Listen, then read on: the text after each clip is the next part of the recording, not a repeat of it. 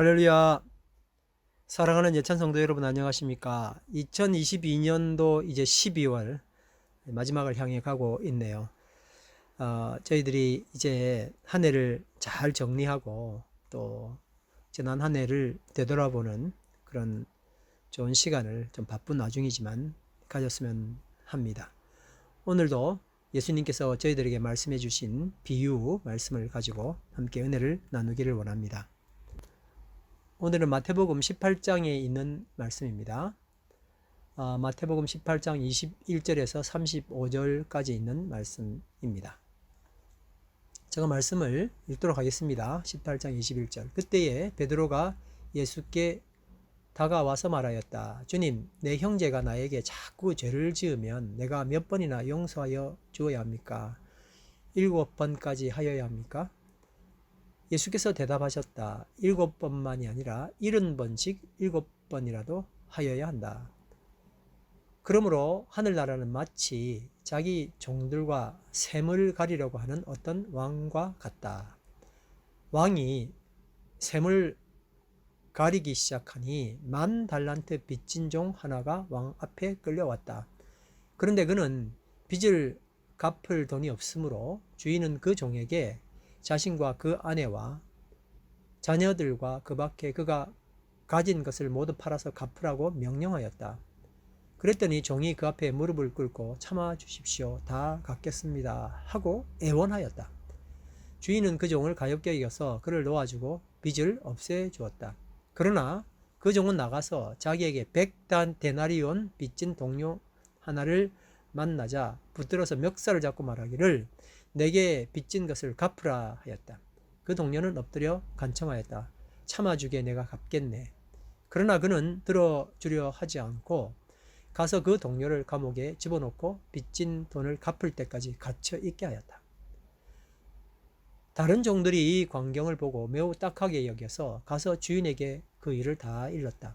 그러자 주인이 그 종을 불러다 놓고 말하였다. 이 악한 종아, 내가 애원하기에 나는 너에게 그 빚을 다 없애주었다. 내가 너를 불쌍히 여긴 것처럼 너도 내 동료를 불쌍히 여겨야 할 것이 아니냐. 주인이 노하여 그를 형무소 관리에게 넘겨주고 빚진 것을 다 갚을 때까지 가두어 두게 하였다. 너희가 각각 진심으로 자기 형제 자매를 용서해 주지 않으면 나의 하늘 아버지께서도 너희에게 그와 같이 하실 것이다. 아멘. 방금 읽은 말씀처럼 베드로가 주님, 어떤 신도가 한 사람이 여러 사람일 수 있겠지만 어떤 신도가 내게 죄를 지었을 경우에 내가 몇 번이나 용서를 해줘야 합니까? 7번까지 해야 합니까? 인심 써서 이야기를 한 거죠. 한 번, 두 번도 힘든데 7번 정도면 굉장히 잘 하는 거죠. 예수님께서 뭐라고 대답하셨습니까? 7번이 아니고 7번을 70번까지라도 해라고 말씀하시면서 이 비유를 이야기하신 겁니다. 10,000달란트 빚진 종 하나가 왕 앞에 끌려왔죠. 1데나리온은 하루 1땅, 1달란트는 6,000일에 해당하는 돈입니다. 하루 임금을 한국 돈으로 예를 들어서 5만 원 정도 계산 한번 해보죠. 좀 최저로 보고. 이 1달란트는 3억 정도 되는 셈이니까 1만 달란트면 3조 정도 되는 돈입니다. 아무튼 간에 이제 그가 빚을 갚을 길이 없죠. 왕은 그 몸과 아내와 자녀와 그 밖에 가진 모든 것을 팔아서라도 갚아라 라고 이제 명령을 했습니다. 근데 그 종이 정말 엎드려서 애원하기에 왕은 그 종을 가엾게 여겨서 그를 놓아주고 그의 빚을 모두 탕감해 주었던 겁니다.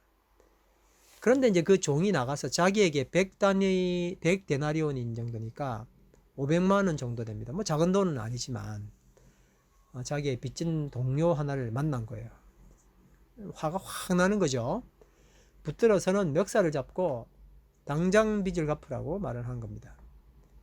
근데 그 동료도 자기가 그 주인에게 했던 것처럼 정말 시간 좀 달라고 내가 갚겠다고 했는데 그 말을 들어주지 않고 감옥에 가둬버리고 빚진 돈 갚을 때까지 넌 거기 갇혀 있어 라고 하는, 뭐 나가서 돈을 벌어야 되는데 어떻게 또 집어넣는지 앞뒤가 안 맞죠. 아무튼 이런 것을 다른 종들이 이제 본 거예요. 그래서 이제 그걸 왕에게, 주인에게 이제 가서 이야기를 했습니다. 그랬더니 왕은 그 종을 불러다 놓고 이렇게 말했습니다. 이 악한 종아, 내가 간청하였기에 내가 너에게 그 빚을 다 없애 주었지 않느냐. 그럼 너도 불쌍하게 다른 사람을 여겨야지. 어떻게 그럴 수 있냐고 크게 진노를 했습니다. 우리에게 중요한 것은 우리가 엄청난 은혜를 받았다는 것이고, 그 은혜를 갚는 길은 하나님께 갚는 것이 아니고 그것이 감사해서 우리의 이웃에게 그것을 전해 주는 겁니다. 그것이 바로 빚진 자녀에서 빛의 자녀로 나가는 길이 되겠죠. 로마서 14장에 보면은 판단하지 말라라고 말씀을 하고 있습니다. 계속 그 권고가 계속되죠. 이 말씀은 아름다운 공동체를 이루기 위해서 우리가 정말 신경 써야 할 겁니다. 판단하기 쉽지요. 그래서 이제 판단을 하지 않는다라고 말하는데 사실 그건 조금 부정적인 어투고, 이걸 조금 더 긍정적으로 만약에 바꾸면 여러분 뭐가 될 것 같아요? 판단하지 말라를? 그러면 더 판단만 안 하면 끝나는 게 아니라 이렇게 되면은 모든 걸 다 얻을 수가 있는데 그게 바로 수용입니다. accept 하는 거죠. 로마서 14장 1절에 보니까 여러분은 믿음이 약한 이를 받아들이고 그의 생각을 시빗거리로 삼지 마십시오 라고 말을 했습니다. 로마서 15장 1절에는 이 수용이라는 말을 비열하고 담당하라고 이렇게 표현을 합니다. 믿음이 강한 우리는 마땅히 믿음이 약한 자의 약점을 뭐하고요? 담당하고 이렇게 됐습니다. 자기를 기쁘게 하지 아니할 것이라. 로마서 15장 7절 말씀에 보면 우리가 accept를 수용을 해야 할 이유를 말씀해 주고 있습니다.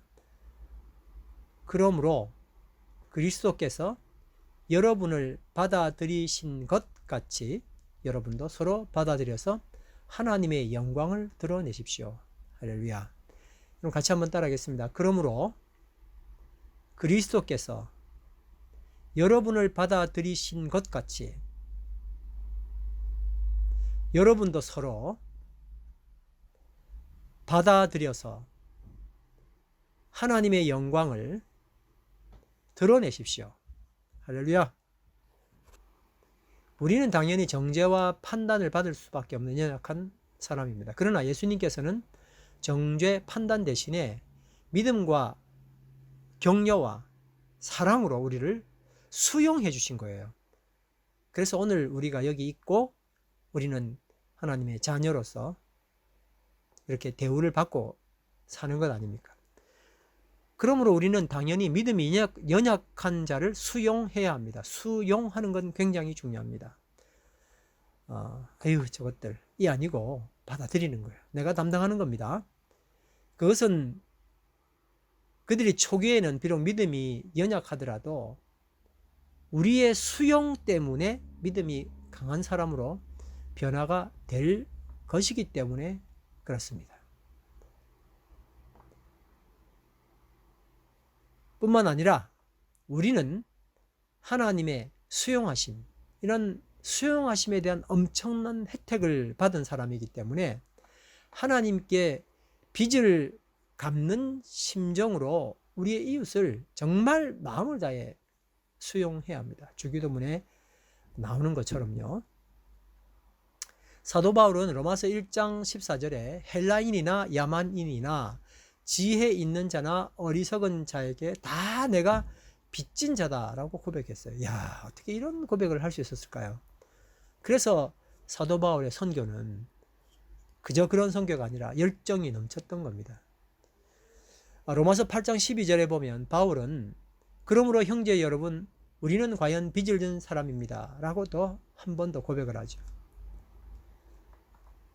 그것이 오늘 우리가 비유의 말씀으로 읽었던 말씀과 연관되는 겁니다. 마태복음 18장 베드로가 주님, 한 신도가 내게 죄를 지었을 경우에 내가 몇 번이나 용서해 주어야 합니까? 7번까지 해도 됩니까? 라고 예수님께 물었는데 7번까지가 아니라 70번씩 7번도 해야 된다 하고 비유를 말씀해 주신 겁니다. 로마서 15장에 보면 중요한 키워드가 하나 있는데 바로 세움입니다. build up인데요. 2절에 보면 우리 각 사람이 이웃을 기쁘게 하되 선을 이루고 덕을 세우도록 할지니라, 이렇게 되어 있습니다. 여러분 그 동물의 왕국 이런 그 영상을 보면은 기러기들이 이제 많은 거리를 이동하잖아요. 어떻게 그 연약한 기러기들이 그렇게 긴 거리를 이동하는가, 참 신기하죠. 신비스럽고. 기러기들은 먼 거리를 이동할 때 한 줄이나 혹은 V자형 형태로 날아갑니다. 그런 형태로 무리를 지어가는 이유가 있는데, 그렇게 날아가면은 한 마리가 날아갈 때는 이제 모든 저항을 다 받아야 되죠. 바람의 저항 이런 걸 다 받아야 되는데, 이렇게 가면은 일렬로 혹은 V자로 늘어서서 가게 되면 훨씬 힘을 덜 들이게 된답니다. 앞에 있는 기러기가 날개짓을 하면은 그가 내는 바람이 뒤에 있는 기러기들을 위로 올려주고, 또 그 기러기가 내는 바람이 바로 뒤에 있는 기러기들을 올려주어서, 여러분 놀라지 마십시오. 혼자서 날 때보다 71%나 되는 힘을 덜 들인다고 합니다. 참 여러분 진짜 대단하지 않습니까? 그리스도의 사랑으로 서로 격려하고 세워줄 때에 이 효과적인 사역에 열매를 맺을 수가 있는 겁니다. 근데 이제 그렇게 되면 얼마나 좋습니까만 잘 안 되잖아요. 그게 마음이 아프죠. 근데 이제 미움, 시기, 헐뜯고 너무 쉬운 일이죠. 우리의 체질이니까요. 그냥 중력에 밀려서 가듯이 그냥 이게 너무 잘 자동적으로 되잖아요. 그러면 71%더 힘든 겁니다.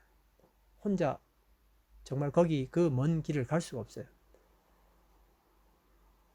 분열, 갈등, 고통스러운 대가, 이런 걸 치르게 되는 거죠. 그렇기 때문에 우리가 속한 교회 가정 공동체원은 빌드업 해주는 공동체여야 합니다. 우리는 답을 다 알고 있어요. 저 따로 살면 안 돼요. 나는 내가 어떻게 하는지 모르는데 너무 잘 보이잖아요, 옆 사람은. 그러니까 그걸 고쳐준다고 헐뜯게 된단 말이에요. 고쳐주기 위해서 말하는 것이 효과가 있는가? 안 그러면 격려가 더 효과가 있는가를 한번 생각해 봐야 돼. 아니, 저 사람은 틀리기 때문에 우리가 분명히 말을 해줘야 돼. 똑바로 살게. 물론 필요하겠죠. 그러나 거꾸로 그게 너무 많은 포션을 차지하고 격려는 조금만 하고 있으면서 잘했다고 말할 수 없는 겁니다. 오히려 로마서에서는 억셉트하라고 합니다. 심판하지 말라고요. 그리고 공동체에 갈등을 일으키는 내용보다는 좀 더 격려해서 그가 하나님과의 관계를 통해서 오히려 자기 자신을 깨닫게 되는 역사가 있게 되기까지 기도하라 하는 겁니다. 예수님의 관심은 교회 건축이나 교회 사업 계획 같은 것, 그런 것보다는 우리 각 사람이 그리스도를 닮은 제자로 성장하는 겁니다. 아멘. 예수님은 예배당을 짓거나 학교, 병원, 고아원 등 이런 것들 세우시지 않고 제자를 세우셨죠.